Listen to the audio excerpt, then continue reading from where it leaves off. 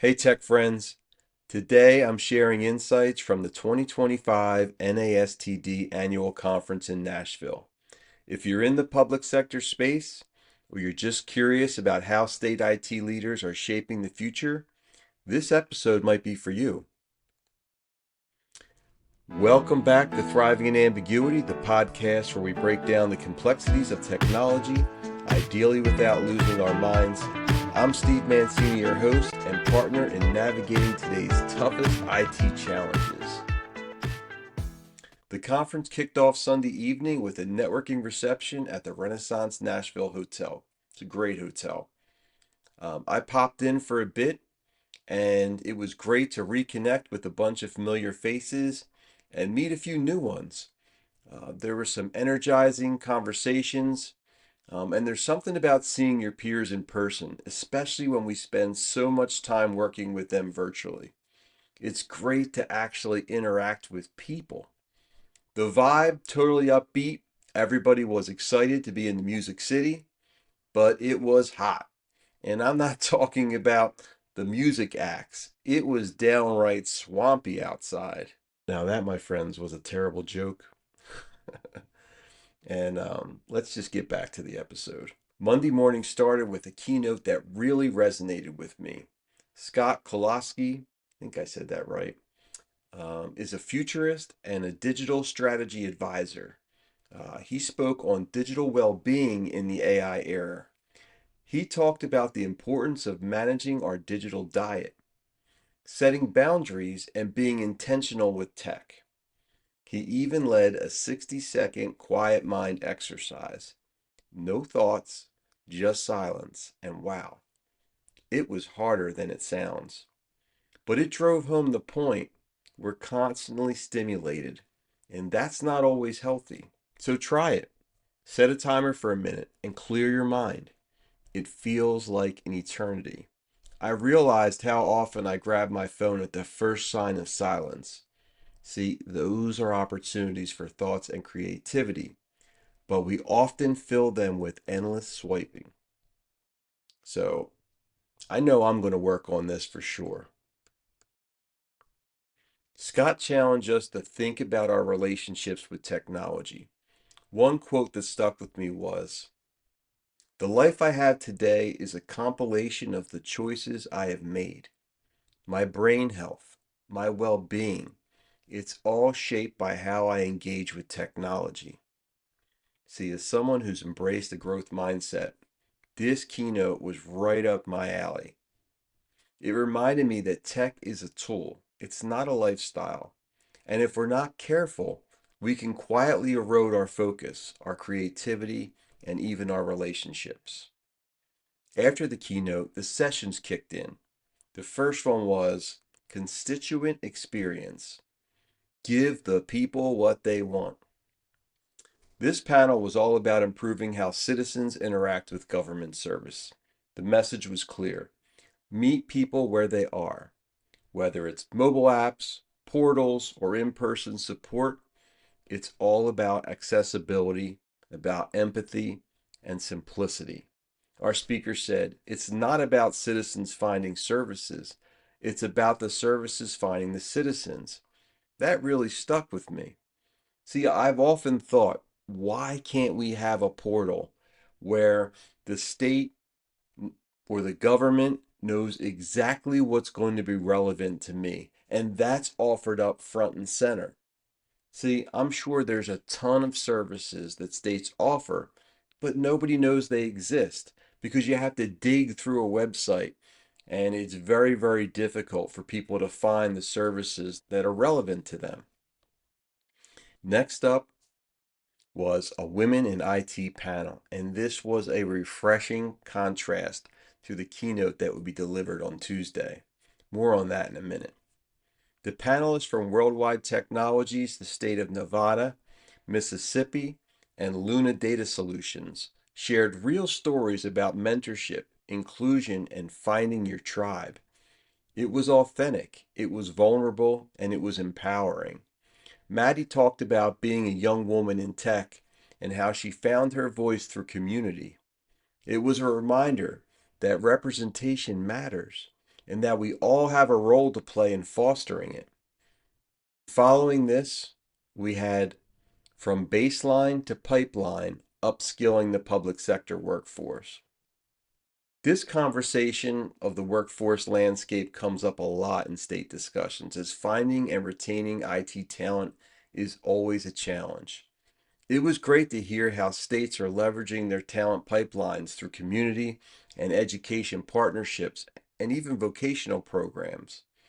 And if you know me, you know I'm a big fan of vocational training, and this is absolutely a great way to upskill students and to create a talent pipeline.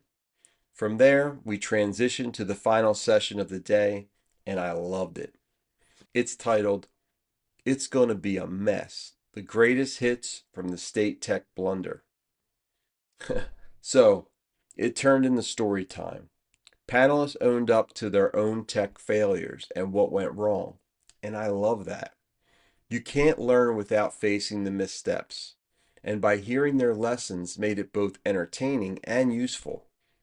This allowed that growth to be embraced by everyone, and that's powerful. As after their stories, they followed back up with what was learned and how it could have been done differently. Like I said, this discussion was both entertaining and informative, and a great way to end the sessions for the day. From here, we all got cleaned up and we headed to a very unique opportunity. That evening was a highlight of the trip for sure. We had dinner and a private tour at the Country Music Hall of Fame. Yes, it was a beautiful venue, and the experience was top notch. I had a chance to sit with the West Virginia and Kentucky IT teams, two of the state groups that I support at Dynatrace. We talked a little shop, of course, but honestly, I just wanted to meet them and start to build that relationship so I could understand their challenges, their goals, and how they're navigating modernization. But it was also personal. These are the moments I live for, face to face conversations where you get to hear what's really going on and how you can help. It reminds me of why I do what I do, solving problems that really truly matter. After this, we got about an hour to tour the facility, check out some of the photos I grabbed. For anyone my age or a little older, you may appreciate this Firebird from Smokey and the Bandit. Yes, it was awesome. And for the younger audience, how about some Taylor Swift? And yes, I'll admit it right here, I am a fan, but honestly, it was just a great night and an awesome way to end our first full day. So, on to Tuesday. And while I was fired up for my experience the day before and getting to see all that Swifty stuff, this day would start out with an absolute head scratcher. Looking in the program, I was excited for the keynote. As I'm a girl dad of three girls, and I like to hear stories of women's success in the workplace, as I always saw the struggles my mom had as I was growing up and her absolute pit bull mentality that made her successful. With that said, Tyler Cohen Wood was slated to speak on women in technology and leadership, but the presentation missed the mark badly. She barely touched on the topic, and what she did say, it felt superficial. I was hoping for inspiration.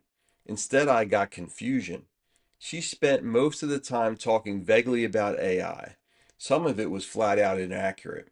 I literally wanted to stop her at one point and challenge her on what she was saying. She was bragging about how she uses AI, and I was like, she absolutely had an AI generated photo for her profile and for LinkedIn. Compare the agenda photo and the actual speaker herself. These are two different people, and it was bizarre that she would do that. Um, Honestly, this was the only black eye of the conference. Whoever booked her probably didn't do enough homework. And if she was paid what her website claims, 20 to 30K, man, that's a tough pill to swallow. And honestly, if you can't tell, I was angry. And look, I don't like throwing people under the bus. But seriously, This was so bad and poorly executed that it was a crime.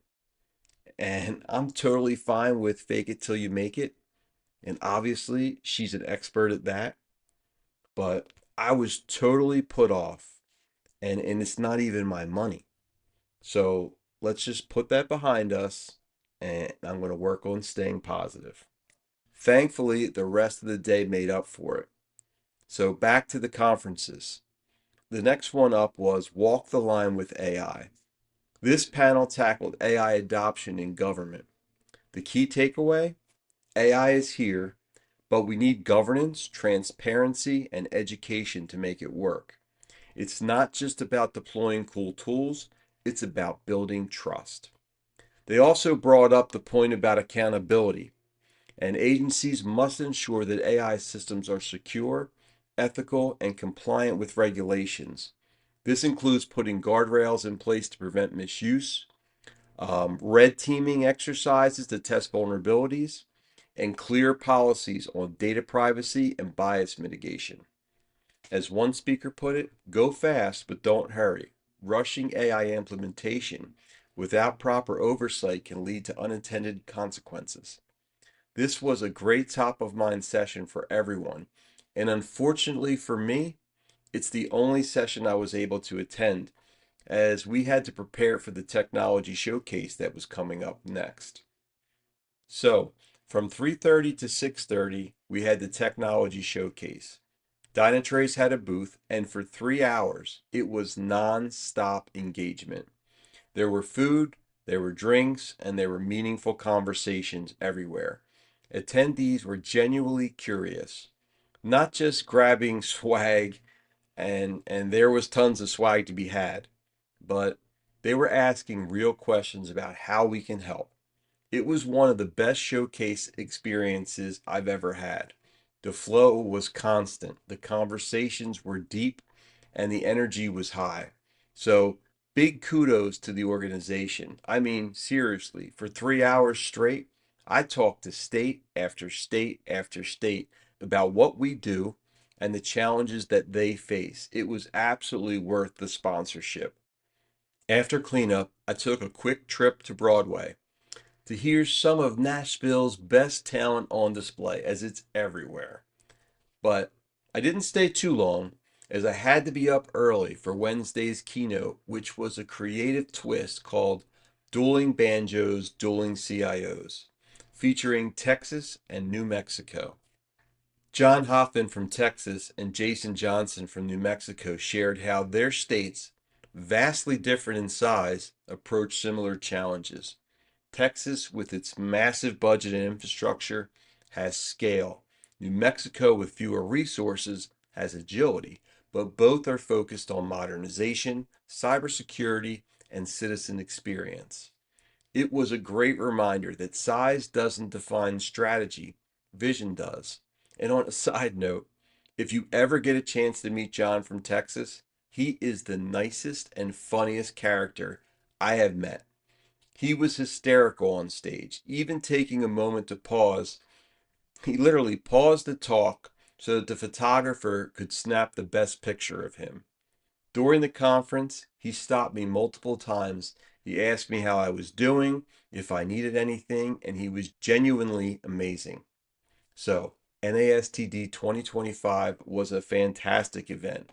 From powerful keynotes to real conversations with state IT teams, it reinforced the value of community, collaboration, and continuous learning. I left Nashville engaged, inspired, and more committed than ever to helping public sector teams thrive. And I hope that I can join in on their regional events and continue the collaboration. Well, that's enough for this episode of Thriving in Ambiguity. I hope it sparked something. And if it did, pass it along to a colleague or a friend who you think would get value from it. But for now, keep learning and keep thriving in ambiguity. Later, folks.